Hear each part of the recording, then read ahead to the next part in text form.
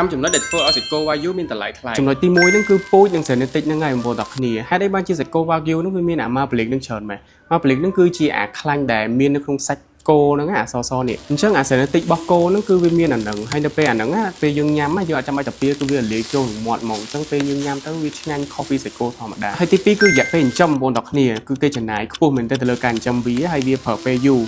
គោហ្នឹងគឺគេចិញ្ចឹមអាចចន្លោះពី11ខែហើយអាចបន្តរហូតដល់ប្រហែលជា28ខែទៅ30ខែមុនពេលដែលគេអាចយកវាកាប់សាច់បានណាអញ្ចឹងរាល់ការចំណាយផ្សេងៗម្លងពេលដែលចិញ្ចឹមវាហ្នឹងទី1គឺ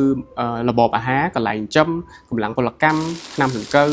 ការដឹកជញ្ជូនហើយនឹងពេលវេលាដែលយើងត្រូវមើលថែវារាល់ថ្ងៃហ្នឹងចំណុចទី3ហ្នឹងគឺរបបអាហារនិងការថែទាំមកទាំងគ្នាចំណុចនេះក៏អស់លុយច្រើនដែរអញ្ចឹងតម្រាំតែបានសាច់គោដ៏មានរសជាតិឈ្ងុយឆ្ងាញ់ហ្នឹងណាកសិករនៅប្រទេសជប៉ុនហ្នឹងត្រូវចិញ្ចឹមវារហូតដាក់ចំណី